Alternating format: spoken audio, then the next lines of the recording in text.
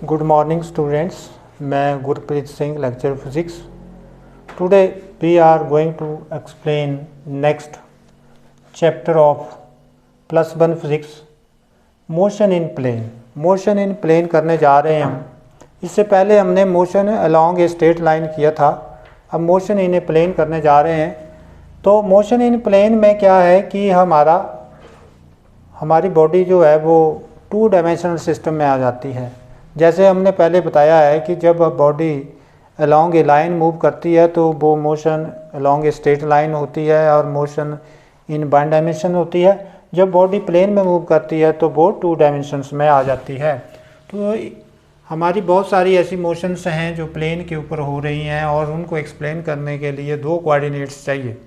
जब स्पेस में बॉडी जाती है तो उसको एक्सप्लेन करने के लिए 3 कोऑर्डिनेट्स चाहिए। तो यहाँ पर मोशन इन प्लेन करने जा रहे हैं, तो इसको एक्सप्लेन करने से पहले हमें कुछ फिजिकल क्वांटिटीज़ के बारे में बताना पड़ेगा कि कौन सी फिजिकल क्वांटिटी स्केलर क्वांटिटीज़ होती हैं और कौन सी वेक्टर क्वांटिटीज़ होती हैं।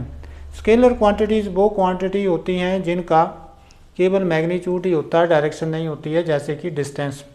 और वेक्टर क्वांटिटी वो क्वांटिटी होती हैं जिनकी डायरेक्शंस भी होती है, मैग्नीट्यूड भी होता है, जैसे कि डिस्प्लेसमेंट। तो डिस्टेंस स्केलर क्वांटिटी हुई, डिस्प्लेसमेंट वेक्टर क्वांटिटी हुई। तो हम बात करेंगे सबसे पहले स्केलर क्वांटिटी की। Scalar quantity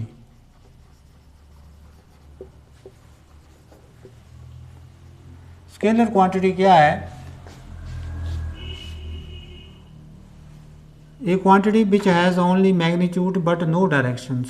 A quantity which has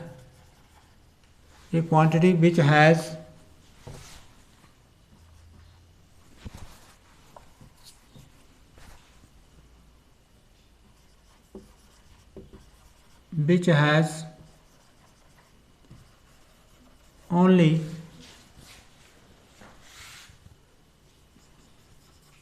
magnitude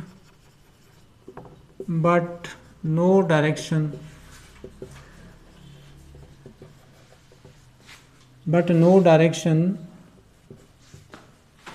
called scalar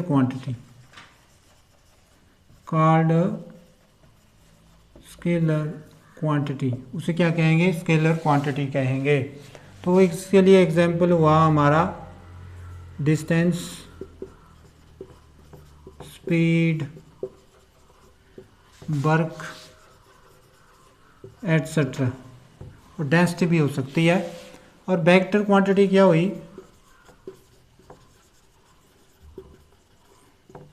A quantity which has, अगर क्वांटिटीज होंगी तो हैव लगा लेना, विच has both magnitude as well as directions called vector quantity। वो क्या हुई? वेक्टर क्वांटिटी हुई, जिसमें कि हमारा क्या है? हमारा है डिस्प्लेसमेंट में क्या होता है? डायरेक्शंस भी होती है, मैग्नीट्यूड भी होता है, उसके बाद एक्सेलरेशन है, उसके बाद वेलोसिटी है। बहुत सारी क्वांटिटी हैं जो कि हमारी वेक्टर क्वांटिटी में आती हैं।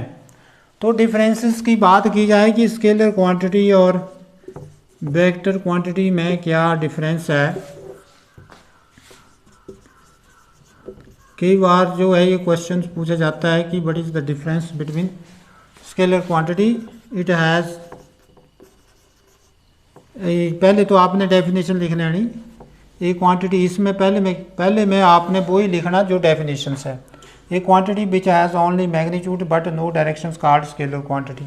वेक्टर में लिखना a quantity which has both magnitude as well as directions called vector quantity. तो दूसरा पॉइंट होगा इट हैज़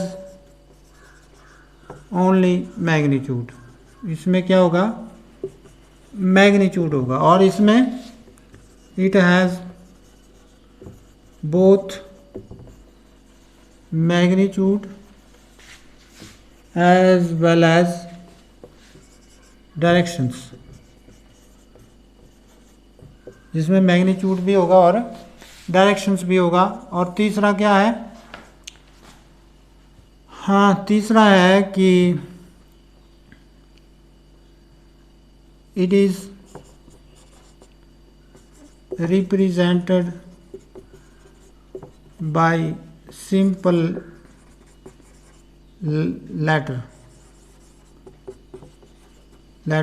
लेटर्स जैसे ए बी सी। तो इट इज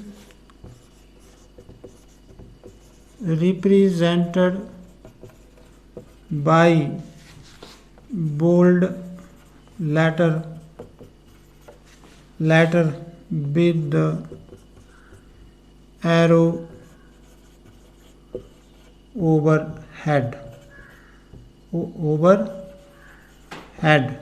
एरो ओवरहेड होना चाहिए इसमें जैसे आप लोग वेलोसिटी को रिप्रेजेंट कर रहे हैं तो बी वेक्टर, डिस्प्लेसमेंट है, एक्सेलेरेशन है तो एक्सेलेरेशन ए वेक्टर, फोर्स है तो एफ वेक्टर, फोर्स भी वेक्टर क्वांटिटी है इसका भी, फॉर एग्जाम्पल ये। और इसमें तो आप सिंपल बी कॉमा, इसमें आप सिंपल लिख सकते हैं एस स्पीड हो गया, डिस्टेंस डी हो गया, एटसेट्रा इसमें ये। तो ये 3 पॉइंट हुए, 3 वैसे और भी पॉइंट हो सकते हैं इसमें। आप बोल सकते हैं कि इसमें जो है सेम ही यूनिट रहेंगे, इसमें भी सेम ही यूनिट रहेंगे। तो ये मेन डिफरेंसेस हुए। अब बात करते हैं टाइप्स ऑफ वेक्टर्स की, कि वेक्टर्स के कितने टाइप हैं। तो वेक्टर के 2 टाइप्स होते हैं, एक पोलर वेक्टर होता है, एक एक्सियल वेक्टर होता है। पोलर वेक्टर वो वेक्टर होता है जिसमें कि वेक्टर जो है that is directed along the direction of the motion of body, कि vector is said to be polar vector if its motion is directed along the direction of the motion of a body। जिस ओर body जा रही है उसी side, अगर जैसे मान लो displacement है, डिस्प्लेसमेंट में बॉडी इधर जा रही है और वेक्टर भी इसी साइड को रिप्रेजेंट होगा, स्ट्रेट लाइन, तो दैट इज पोलर वेक्टर। ये क्या होगा, पोलर वेक्टर। एक्सेलेरेशन में भी ऐसे ही होगा, ये एक्सेलेरेशन, ये डिस्प्लेसमेंट, ये एक्सेलेरेशन, ये वेलोसिटी, इसमें भी ऐसे ही होगा, straight line. Means a vector is said to be polar vector if it is directed along the direction of the motion of body, या if it is directed along, motion ही होगा क्योंकि जिस साइड बॉडी जा रही है उसी side इसको हम डायरेक्ट करेंगे। तो लिखेंगे there are 2 types of vector. 2 प्रकार के वेक्टर्स हैं। Number 1 polar vector, number 2 axial vector, दूसरा क्या हुआ, axial vector. Polar vector, A vector is said to be polar vector if it directed along the direction of the motion of body। is that displacement, दूसरा acceleration और etcetera. अब उसके बाद आता है axial vector, axis of rotation of body.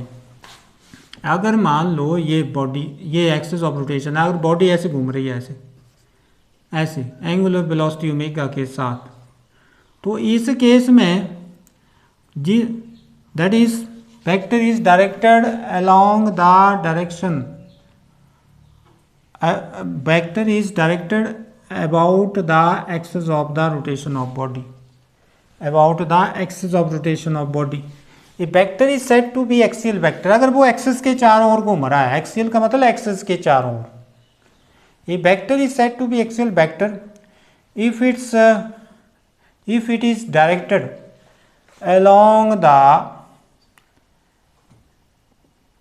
direction of the axis of rotation of body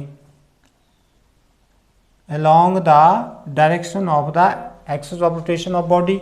तो अगर देखो ये हमारे पास एंगुलर वेलोसिटी ओमेगा के साथ ये मूव कर रहा है, तो इसकी direction tangent to this circular path होगी. और एंगुलर वेलोसिटी, ये tangent to circular path means this angular velocity is perpendicular to the plane of the motion of body. कि प्लेन ऐसे है और एंगुलर वेलोसिटी ऐसे परपेंडिकुलर होगी. या फिर directed to the circular path होगी, कि जैसे सर्कुलर पाथ है तो उसके टेंजेंट चली जाएगी. दो चीज़ें हैं. प्लेन की बात की जाए तो परपेंडिकुलर टू प्लेन होगी, और सर्कुलर पाथ की बात की जाए तो perpendicular to the normal to the circular path होगी. तो पोलर वेक्टर हुआ, अब एक्सियल वेक्टर हुआ. एक्सियल वेक्टर, तो A vector is said to be axial vector if अगर क्या हो, if it directed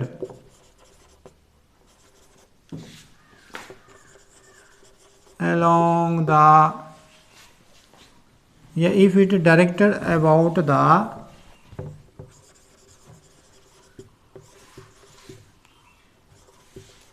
axis of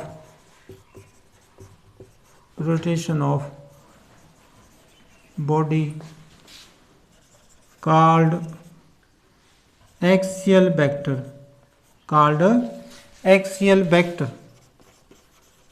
उसे क्या कहेंगे, एक्सियल वेक्टर कहेंगे. ये vector is said to be axial vector if it directed about the axis of rotation of body called axial vector. कि axis के चारों ओर रोटेट करे. कि ये मान लो एक्सिस है तो इसके चारों ओर, जैसे फैन है तो फैन जो है that is about the axis of rotation, तो वो कितनी एंगुलर, तो उसकी जो वेलोसिटी है that is not the linear velocity, it's velocity is angular velocity. So we have but angular velocity example है इसका, एंगुलर वेलोसिटी, जिसको हम ओमेगा से डिनोट करते हैं. ये भी वेक्टर क्वांटिटी हुई. और उसके बाद है एंगुलर एक्सेलरेशन है, उसके बाद है टॉर्क है, ये भी वेक्टर क्वांटिटी हुई.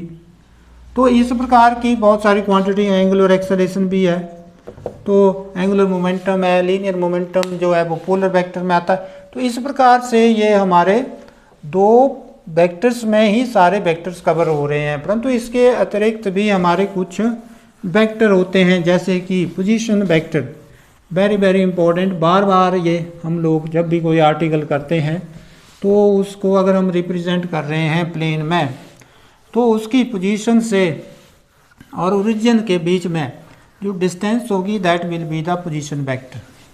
The distance between the position of the vector to the origin of the two coordinate system या in a plane is called position vector. जैसे ये O है, ये पॉइंट P है, तो इस O और P से जो डिस्टेंस है वो इसकी पोजीशन वेक्टर होगी, वो हम R से रिप्रेजेंट करते हैं. ये अगर y है तो ये x एक्सिस है.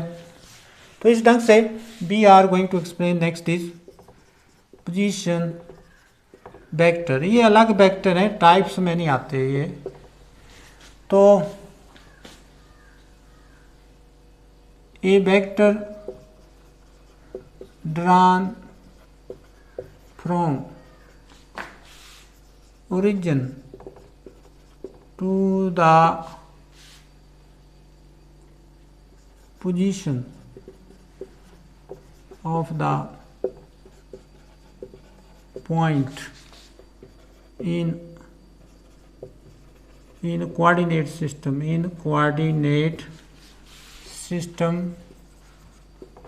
is called position vector.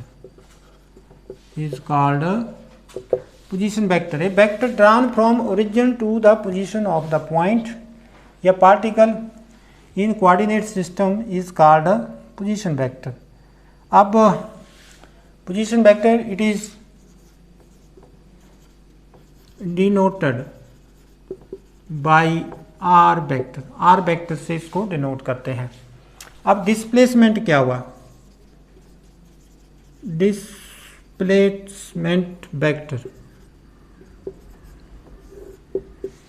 Displacement vector क्या है? जैसे मान लो ये इसकी इनिशियल पोजीशन है, ये इसकी फाइनल पोजीशन है, अंडरस्टैंड, और इनको हमने इनके यहाँ से ये इसके पोजीशन वेक्टर ड्रा कर दिए हैं, r1 वेक्टर और ये r2 vector.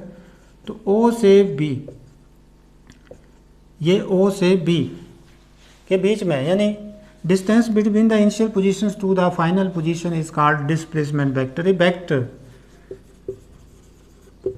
drawn from initial position to the final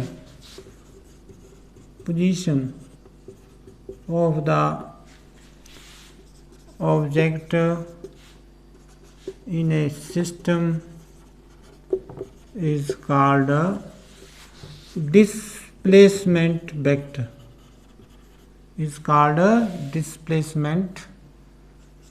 vector.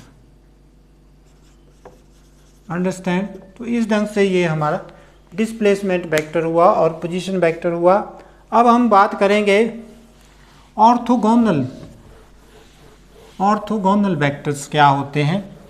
तो जो जैसे हमारी 3 कोऑर्डिनेट सिस्टम है, जैसे स्पेस की बात करते हैं तो हमारे 3 कोऑर्डिनेट सिस्टम होते हैं, एक्स बाई जेड.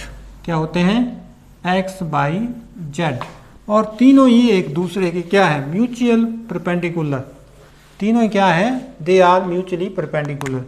तो जब हम स्पेस की बात करते हैं तो हमारे पास 3 कोऑर्डिनेट सिस्टम आता है, ओ एक्स बाई जेड, और ये तीनों ही एक दूसरे के परपेंडिकुलर हैं. तो ऐसे वेक्टर जो इन एक्सिस की ओर डायरेक्टेड होते हैं और वो एक दूसरे से क्या होते हैं? म्यूचुअली परपेंडिकुलर होते हैं. तो ऐसे वेक्टर्स को कहते हैं orthogonal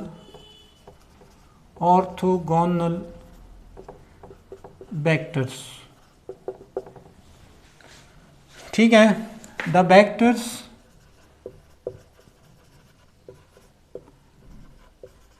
which are directed along the three mutually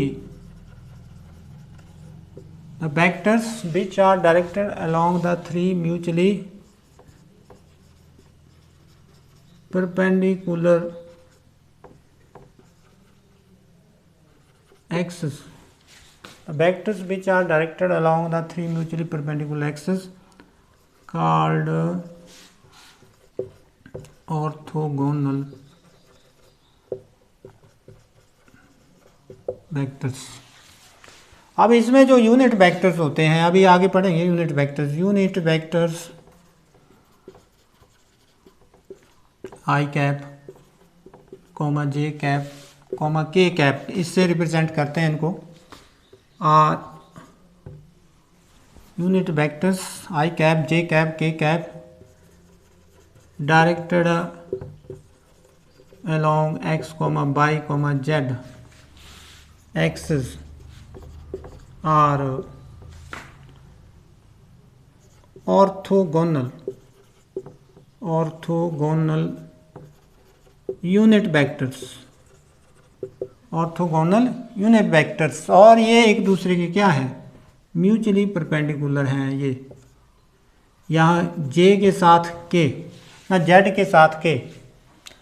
देखो आई जो है वो किसके अलोंग है, एक्स एक्सिस के अलोंग, और जे किसके अलोंग है, वाई एक्सिस के अलोंग, और जेड के किसके अलोंग है, जेड एक्सिस के अलोंग।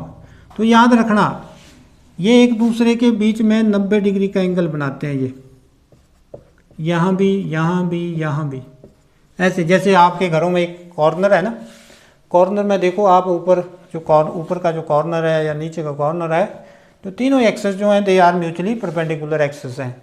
और अगर ऊपर के कॉर्नर की बात करें, कहीं स्पेस में आपने लोकेट करना है उसको, तो वो ऊपर का कॉर्नर जो है वो 3 म्यूचुअली परपेंडिकुलर एक्सेस को रिप्रेजेंट कर रहा है। तो जो वेक्टर्स इन एक्सेस की ओर डायरेक्टेड होते हैं वो सारे के सारे ऑर्थोगोनल वेक्टर्स होते हैं। नेक्स्ट अब बात आती है हमारी कुछ अलग वेक्टर्स हैं, जैसे इक्वल वेक्टर्स हैं। तो इक्वल वेक्टर्स कब होते हैं? वेक्टर का कंसेप्ट काफ़ी लंबा है, मैथमेटिक्स में भी आता है ये, और इंजीनियरिंग में तो बहुत इम्पोर्टेंट है ये। तो vectors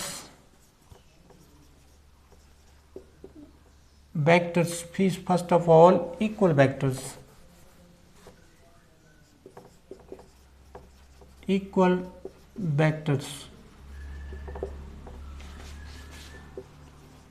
to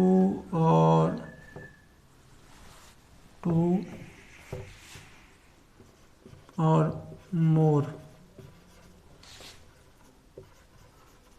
vectors are said to be equal if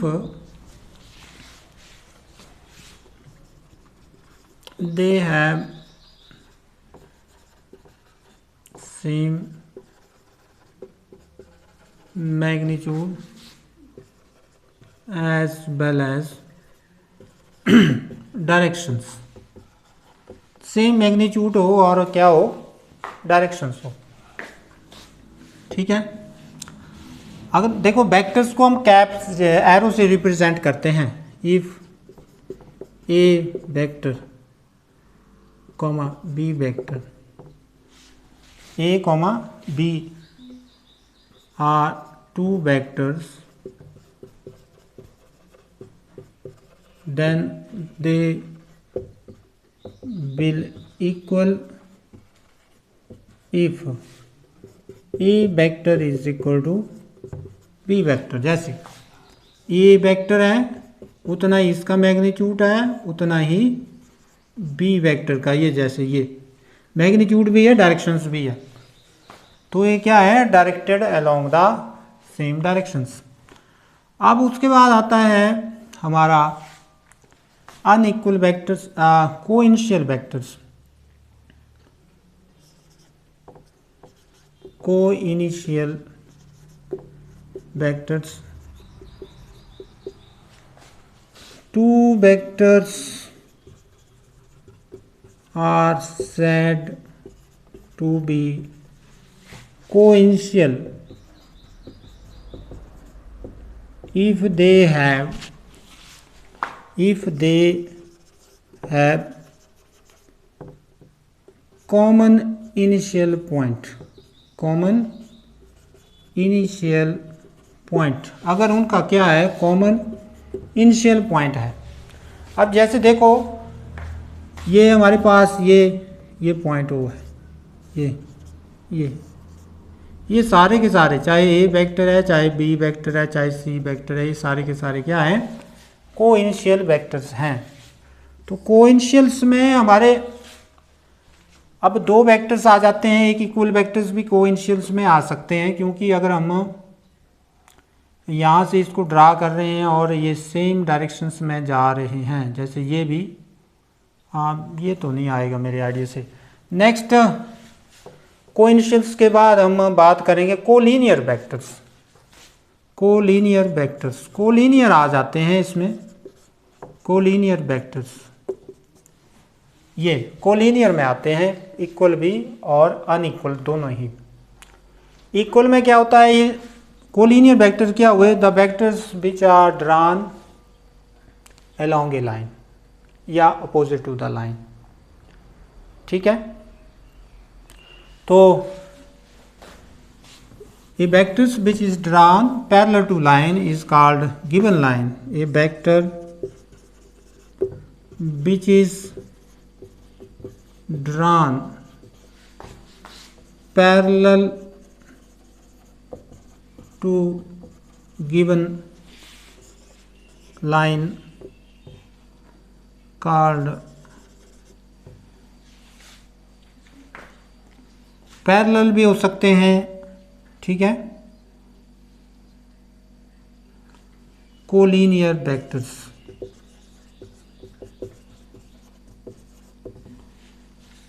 A vectors which is drawn parallel to given line called collinear vector, उसे क्या कहेंगे, कोलिनियर वेक्टर कहेंगे। जैसे ये लाइन है, इसके पैरेलल हमने इसको ड्रा कर दिया, या ये लाइन है, इसके एंटी पैरेलल इसको ड्रा कर दिया। पैरेलल और एंटी पैरेलल दोनों आ सकते हैं इसमें, तो ये कोलिनियर वेक्टर्स हुए। अंडरस्टैंड? तो इसमें हमारे इक्वल वेक्टर्स भी आ जाते हैं और अनइक्वल्स भी आ जाते हैं, किसमें, कोलिनियर वेक्टर्स में। अब हम बात करेंगे अनइक्वल्स वेक्टर्स की। तो टू और more vectors are said to be, ये आप खुद लिखना, टू और more vectors are said to be unequal vectors if they have same magnitude but directed in opposite directions. Directions क्या हो जाएगी, अपोजिट, ऐसे। और इस केस में A vector is equal to minus B vector, A vector is equal to minus B vector. Understand? तो इस ढंग से आप लोग ये वेक्टर्स का जो हमारा टॉपिक है, ऑलमोस्ट जो टाइप्स ऑफ वेक्टर्स है, ये हमारा ख़त्म हो चुका है। एक आपने पॉइंट उसमें लिख लेना, जो डिफरेंसेस हमने स्केलर क्वांटिटीज़ और वेक्टर क्वांटिटीज़ में लगाए हुए हैं, उसमें एक पॉइंट, फोर्थ पॉइंट आपने लिखना कि simple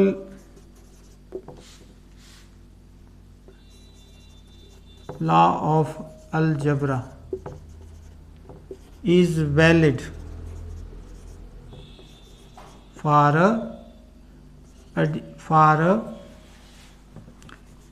additions and subtractions and multiplications of scalar quantities।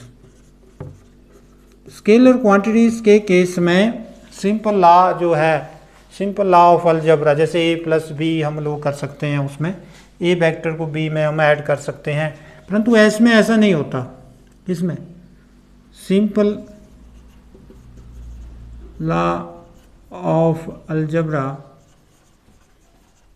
Is not valid, valid नहीं होता इसमें। इसमें हम ए वेक्टर को बी वेक्टर में जमा नहीं कर सकते, क्योंकि हमें इसकी डायरेक्शंस देखने पड़ेगी कि डायरेक्शंस कैसे है। अंडरस्टैंड? तो डायरेक्टली हम इसमें, किस में, वेक्टर क्वांटिटीज़ में हम डायरेक्टली इसको अप्लाई नहीं कर सकते। तो ये पॉइंट आपने लिख लेना।